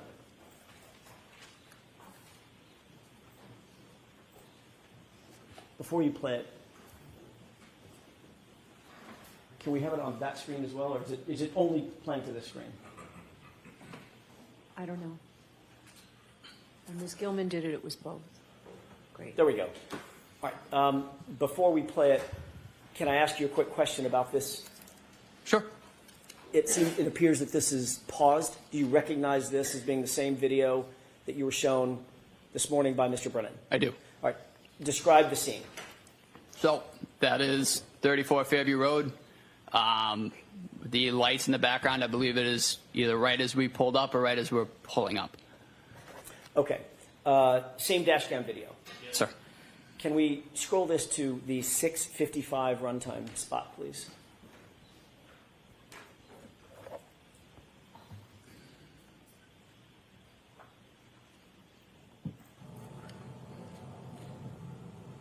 Pause it. Okay. Do you see the individual on the left? Far, far, far left. Yeah, the jacket? Correct. Yes, sir. Who's that? I believe that's Firefighter Paramedic. You previously indicated that when you heard Ms. Reed make this statement, that Firefighter Flamati was on his knees providing CPR at the same time you were knelt down providing the airway. This isn't when it was That's stated. not my question. Is that what you said? Can you repeat the question, please? Sure. You indicated earlier when you heard this statement by my client, you were very detailed. Firefighter Flamati was knelt down providing chest compressions at the same time you were knelt down providing airway support for Mr. O'Keefe, correct? I had also said that at some point That's a Firefighter yes or no Flamati question. Objection. So I'm going to let the witness answer the question. had transferred CPR to Firefighter Kelly. Firefighter Kelly did take over compressions at one point. Okay. That's not my question. Okay. My question is an easy one. Did you say that when Ms. Reed walked over to you and you had this dialogue with her, she made that statement, that Firefighter Flamati was on his knees providing chest compressions at the same time you were knelt down providing airway support? Yes, sir. Okay. Firefighter Flamati, your testimony, appears to be standing up right there, correct? Yes, sir. Let's play the video forward for just a second. Stop it. What did you see Firefighter Flamati do just now? I believe he just knelt down. Okay. So at this point, he's kneeling for the first time, correct? Yes, sir. And he's about to provide chest compressions as your memory serves, correct? Yes, sir. All right. Let's go ahead and play it forward.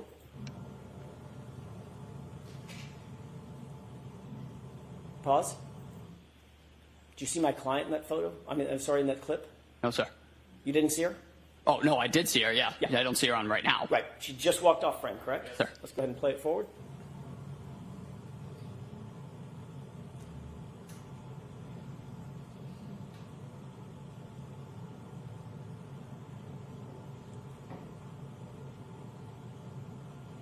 Stop it.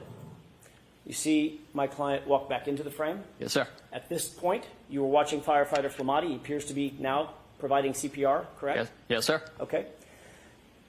And my client is nowhere near you, correct? At least for this clip. No, sir. Okay. Correct. And the clip that I just played before, the few seconds that I played before, nowhere near you, correct? Correct. Is that right? Yes, sir. Let's go ahead and play it forward.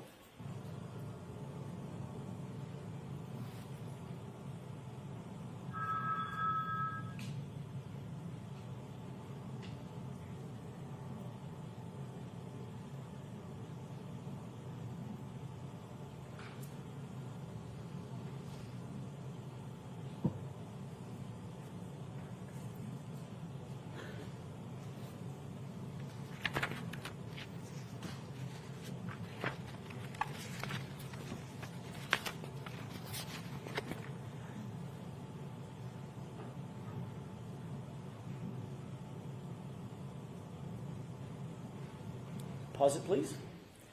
What do you see happening on the screen from screen right to screen left at this juncture? We're bringing in the stretcher. Okay, go ahead and play it. Pause it. Do you see where my client is right now? Can you back it up 2 seconds? Sorry, I lost With view. the court's permission, I need to ask the Yes. court's permission. Thank you.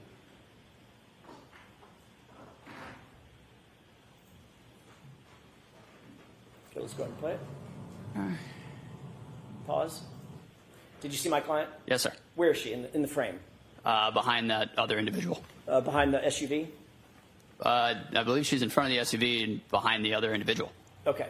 I meant the SUV, that's the white SUV that's in Yes, sir. the far distance. Yes. That's the back of the SUV. She's behind it, right? Correct. Yes. Okay. Not near you. No. Okay. Let's go ahead and play it.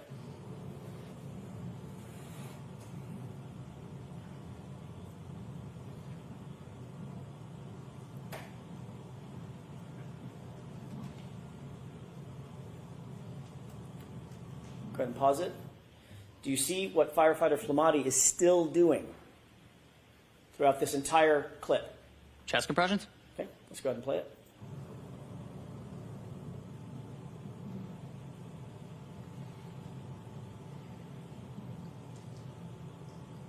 Pause. What's happening now?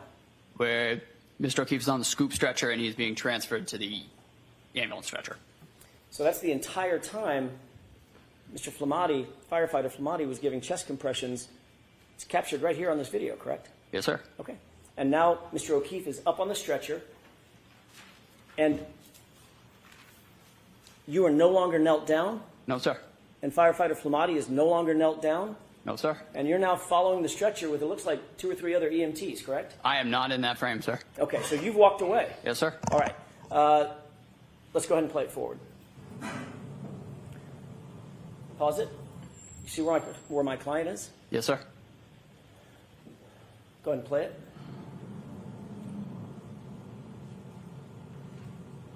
Do you see Firefighter Flamati or Firefighter Kelly continuing to give chest compressions? Yes, sir. Which one is that? Do you know? Believe it's Firefighter Flamati. Flamati? Believe so. Okay, so he's still doing all the chest compressions from start to finish? Yes, sir. Okay.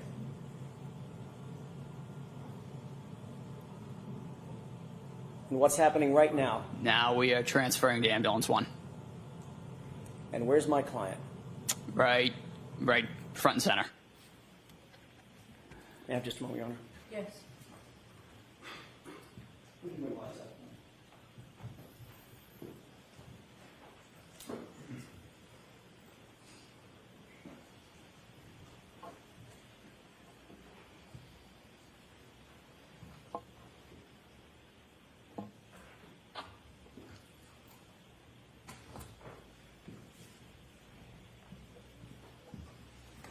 If I may have just a second.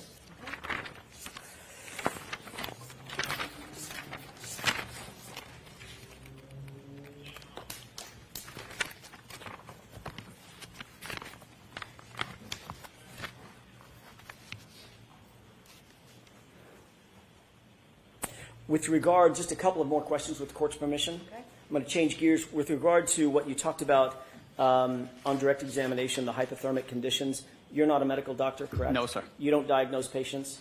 Sir. You're not diagnosing that John O'Keefe suffered from hypothermia that night? No, sir. Thank you. That's all I have. Firefighter Nuttall, the video the defense just showed you, did you notice any differences between that video and when I showed it to you, and that it doesn't have the time on it?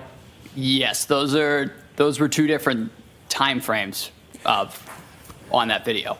And when we spoke about when the defendant said to you, I hit him, that wasn't shown to you in that video just now, was it? No, it was not. So if we go back, will you be able to explain where you came from and Firefighter Flamati came from and when you first went over to John O'Keefe? Sure. With the court's permission, Ms. Gilman, if you could start that video. I think it is 6:11, please. Now stop it there. Do you see that this exhibit has timestamp on the top? Yes, sir. Okay. Please continue.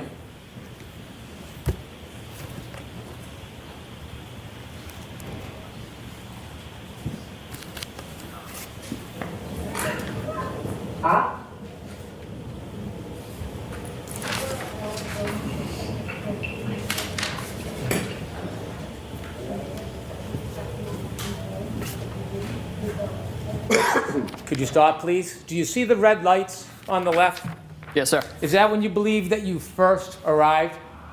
Yes, sir. And that note says 6:11:05. Could you continue, please, Ms. Gilman?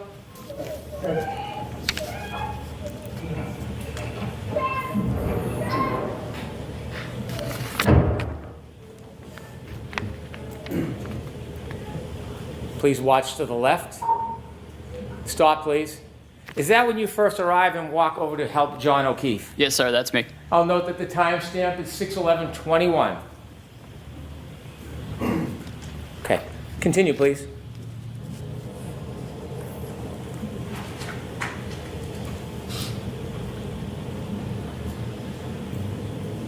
Stop, please. Did you see Firefighter Paramedic come after you?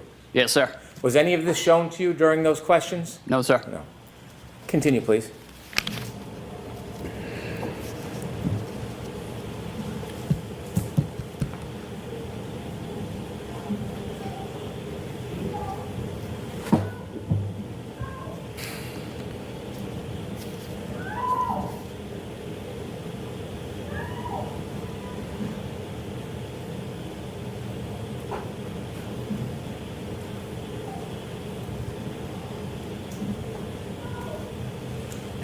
Stop, please.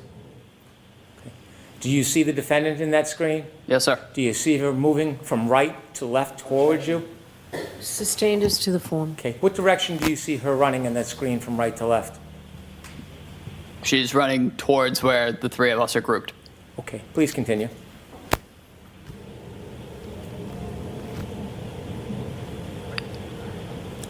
Stop, please.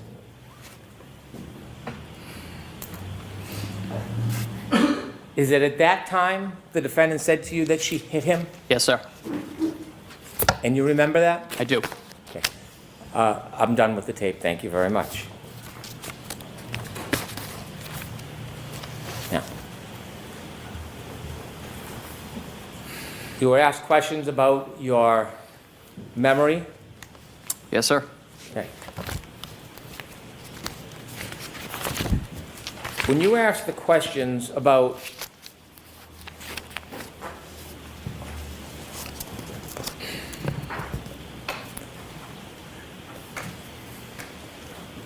Trooper Proctor, when you were saying that you didn't remember, were you referring to the conversation with Trooper Proctor, or were you suggesting you didn't remember what happened that morning? I don't remember the interview with Trooper Proctor.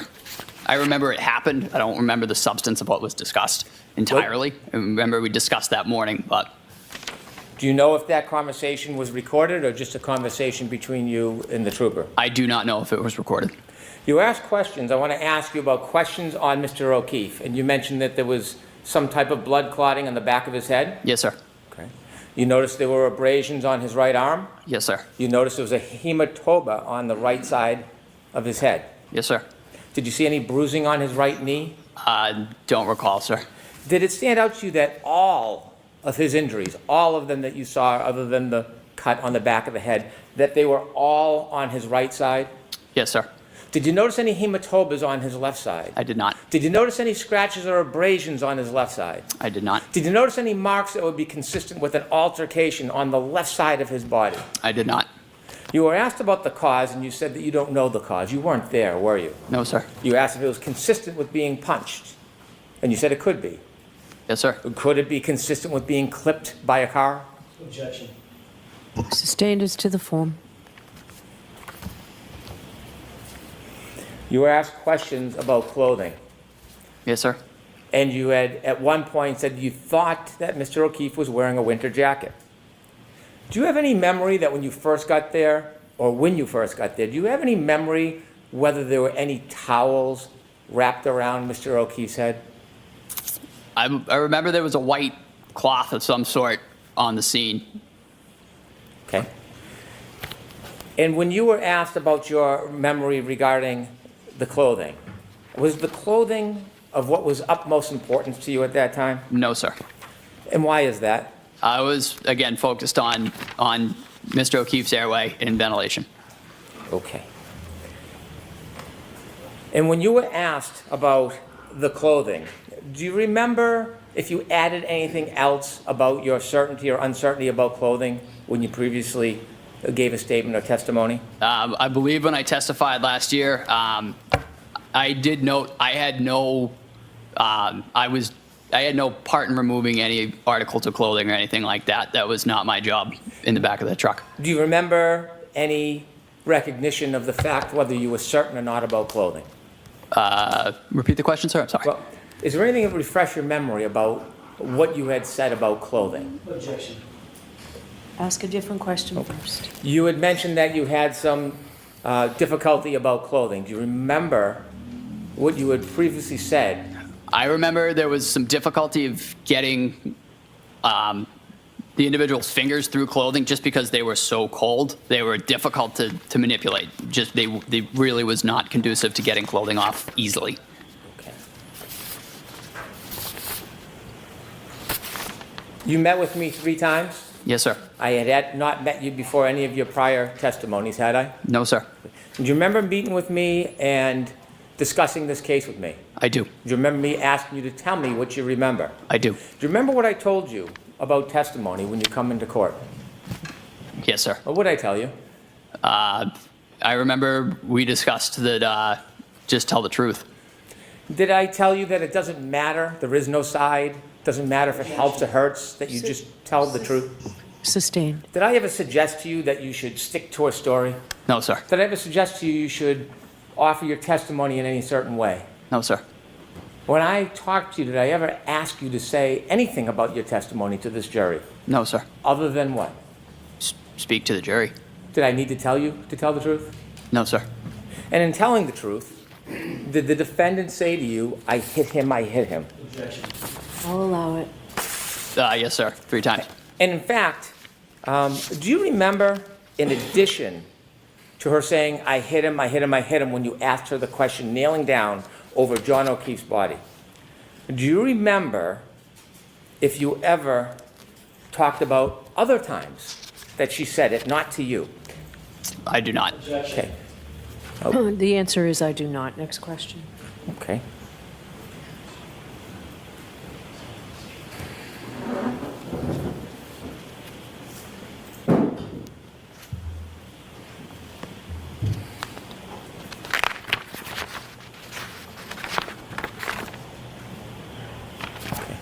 Do you remember testifying previously in this case? Yes, sir. Okay.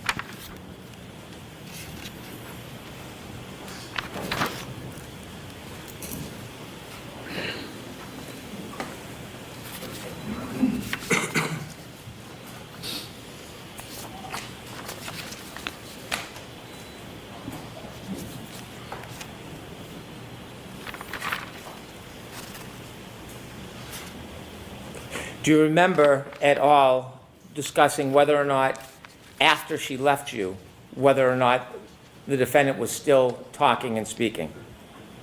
I'm sorry, sir. Repeat the question. Do you remember, after the defendant left you and made that statement to you, do you remember talking, did you hear her speak to other people after you? I heard her having conversations in the background, but that was not my focus at that time. Okay. And during those conversations in the background, did you hear her talk about that same issue again? I believe she said it several times, but the 3 times she said it to me were what stuck out to me. Okay. And when she said it to other people, it wasn't directly to you? No, sir. Objection. Move to strike. So watch the form of the question, Mr. Brennan. And when she said it to- Stating the objection. When she said it to other people, do you know who she said it to? I do not. Objection. I'll allow it. So the answer is I do not. I'm sorry. Do you remember when she said it other times who she said it to? Objection. I'm going to see counsel at sidebar for this. Sir, after the defendant came over to you and spoke and then left, do you remember hearing her make further statements? Yes, sir. And do you remember her making further statements similar I do. to the statement to you? Yes, sir. Could you share with the jury what you remember her saying, not to you, but after she left you? I remember hearing I hit him several other times. Again, not directed to me, just kind of off in the background. I'd like to reiterate, we were really focused on the patient at that point. We were trying to provide care. Thank you, sir. So now, after Mr. Brennan asks you a few questions, now you remember her saying, I hit him a bunch more times, correct? I remember hearing it in the background several other times. Really? Yes, sir. Never mentioned that on direct examination, did you? I don't remember being asked about it, sir. I remember saying what was asked to me. You were asked, did you ever hear the defendant, Ms. Reed, say anything about I hit him? And your answer was, she said to me, in answer to my question, I hit him, I hit him, I hit him 3 times, and that's it. To me. You didn't clarify that, oh my gosh, she's running around like a chicken with her head cut off, screaming I hit him to everybody else under the sun. It was, again, it was behind me in the background Right. as I was providing patient care. Again, that was not my focus. Okay, so you didn't really hear her say anything in the background, because you weren't focused on that, right? I remember hearing a generalized commotion in the background, but again, that was not our focus. So generalized commotion is very different than hearing her say, I hit him to other people, correct? You'd agree with that? Yes, sir. So what you actually heard was the chaos and the commotion of a chaotic scene, correct? In the background, In the background. as you focused on your patient care, correct? Yes, sir. Okay, not specific words coming out of my client's mouth, correct? To the question that I posed, do you know him? You're right, we're off that question. Okay. That question, I got it. Yes, sir. Triple I hitters. Correct. But with regard to what Mr. Brennan just asked you, the generalized commotion, to use your phrase, in the background, you didn't hear any specific words coming out of my client's mouth, did you? I heard I hit him. But again, it was in the background and it was not my focus. Well, why didn't you say that on direct? That's kind of an important point. That's why you're here. Again, if it was neglected on my part, it was not intentional. Not intentional to neglect that part for the jurors on direct examination. No, sir. Certainly not intentional to neglect that part of your testimony on cross-examination. No, sir. But you decided to bring it up on on recross examination when Mr. Brennan is asking you questions again, correct? It was asked of me. Yes, And it sir. was after, of course, that your new statement that you've never testified to before, ever, is this generalized commotion included a bunch of I hit hims in the background, correct? Sir. And that comes after you saw the video that clearly shows that when you describe having heard this statement, my client was nowhere around you, correct? That segment of the video that you showed me, Yes. that was not the time frame in which she said that to me. Well, that was the time frame when Flamati was giving CPR, correct? He was doing CPR down prior to that as well. Really? Yes, sir. Well, you just testified that you saw him standing up in a big yellow jacket and then kneel down and start giving CPR. We just watched that video. Correct? But again, the clip of the video that you showed me, Right. that was not the segment in which she said that to me. Well, that's what you're saying now, but what I'm asking is, you described a very distinctive scene, a very, very specific scene. Yes, sir. I remember it vividly. She said, the I hit him phrase, when Flamati was down giving CPR, and you were kneeling down giving airway support, and he was doing rhythmic CPR chest compressions. Yes, sir. That's what happened. And then I showed you that very scene, didn't I? Yes, but you showed me that clip prior to that. I showed you the very scene that you described where Flamati gets down and starts chest compressions and never stops until the gurney is taken off the frame of the camera to the audience. Isn't that what I showed you? That is, I didn't catch you in the question. Can you do it again? Sure. I don't know if I can do it again. I showed you the scene where firefighter Flamati gets down on his knees, begins chest compressions, and never stops until that gurney is taken off camera, off frame, into the ambulance. That's the clip I showed you, correct? that is the clip you showed me. And that's exactly when you described your vivid memory from 3.5 years ago. That's exactly the scene that you described when my client supposedly said, I hit him to you, correct? Again, the clip that you showed me, that was not when it was said.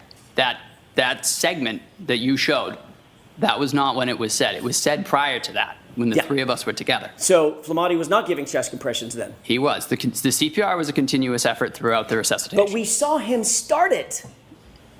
Firefighter Nuttall, we saw him start it. We saw him walk into the frame, kneel down, and begin the chest compressions, didn't we? We did. And at no point, at that time or after, did my client even approach you, did she, in that clip? She did. What? Objection. Just a question. Sure, Mr. Johnson. sure.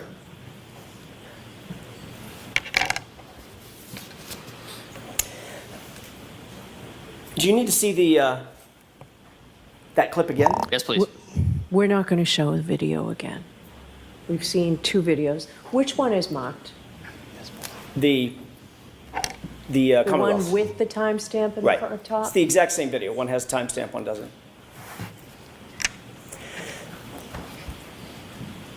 Just to be clear, you described a very detailed scene in which firefighter Flamati got down on the ground, on his knees, and began CPR. Yes, sir. We saw a clip that it played fully through. Starts and stops, but it played fully through, correct? Yes, sir. That was true and accurate video of what happened that day, Yes, sir. that morning, correct? Correct. And from the time firefighter Flamati began his CPR, he never stopped. Went all the way through until the burn was taken off the camera, correct? Correct. You also described very clearly, before you saw the video, that the time when my client walked over and you had this dialogue and you heard this statement, it was during the time that firefighter Flamati is given the CPR, correct? You described it. Yes, sir. But when we actually see firefighter Flamati giving the CPR, as per your description, at no time did my client walk over and have a conversation with you, did she? in that video? She did in the video. In the portion that Mr. Brennan played you, was firefighter Flamati giving CPR at that point? As I said previously Was as well. he or was he not? Yes or no?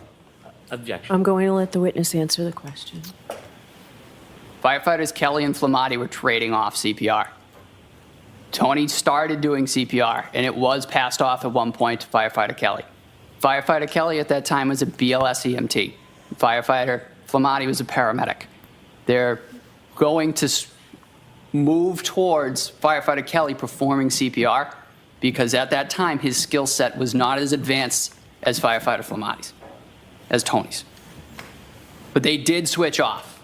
That is a routine cardiac arrest. We switch off compressions. But the video that Mr. Brennan showed you was earlier in time, a few seconds or a minute or two earlier. Yes, sir. You'd agree with that, correct? I would. And firefighter Flamati had not begun CPR, had he? I don't believe so. That's right, he hadn't. But that's the time that my client walked over your general area, correct? Correct. Before CPR was started, correct? CPR was started immediately, sir. Can we wrap this up? I don't know if we can, Judge. Give you a couple more minutes. Do you understand the confusion? Objection. Sustained. All right, a couple more questions on this.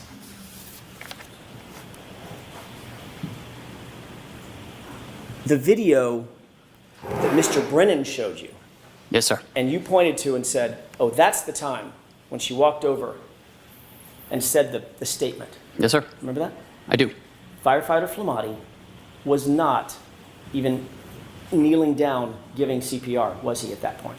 No, The answer is yes or no? no. Okay, he was not.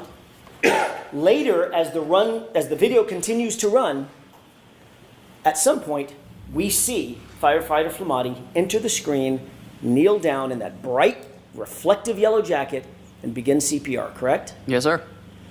You had previously said that when you heard the statement and she walked over to you, it was when firefighter Flamati was giving CPR, correct? Yes, sir.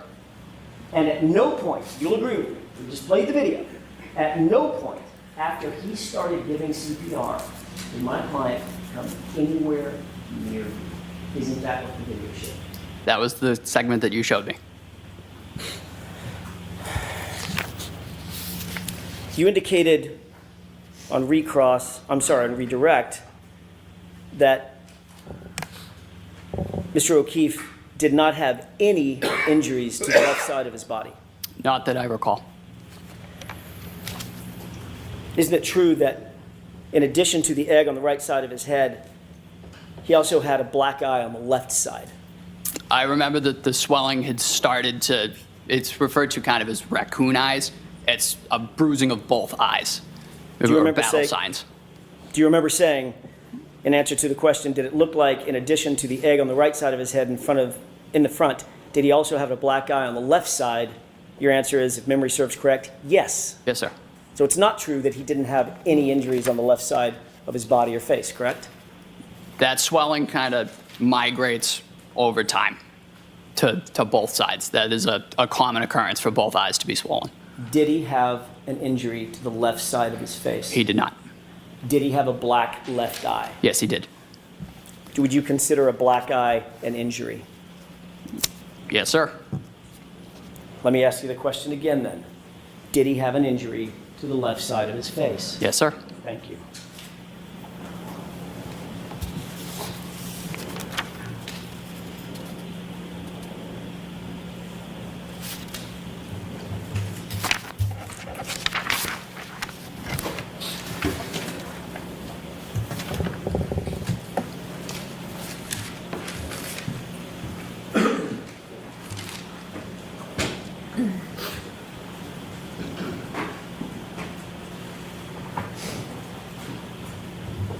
One last question. You indicated that it was a chaotic scene outside on that front yard. Yes, sir. Fire engines, ambulances, patrol vehicles, engines running, diesel engines, flashing lights, people screaming, people talking over the howling wind, correct? Yes, sir. Did you ever see the homeowner come out the front door? Don't recall. You don't recall, or he didn't? I have no idea who the homeowner is. And you never saw anybody come out the front of the house? No, sir. That's all I have. Sir, in Mr. Jackson's questions, he asked if you had ever said that you heard the defendant say, "I hit him," separate from when she approached you. Do you remember previously testifying that you heard her saying, "I hit him in the background," separately from you? Yes, sir. You remember testifying that before under oath Yes, sir. in court? I do. Anything, Mr. Jackson? Just a quick question, Firefighter Nuttall. When you were asked to recite your memory of that day on February 8th, 2022, just 10 days after this incident, did you ever say that you heard in the background, "I hit him" over and over again? I don't recall. All right. When you testified at the grand jury, last question, when you testified at the grand jury, did you ever say that? I don't recall. But again, your memory is better now than it was then, right? Yes, sir. All right. Firefighter Nuttall, you are all set. Thank you, ma'am.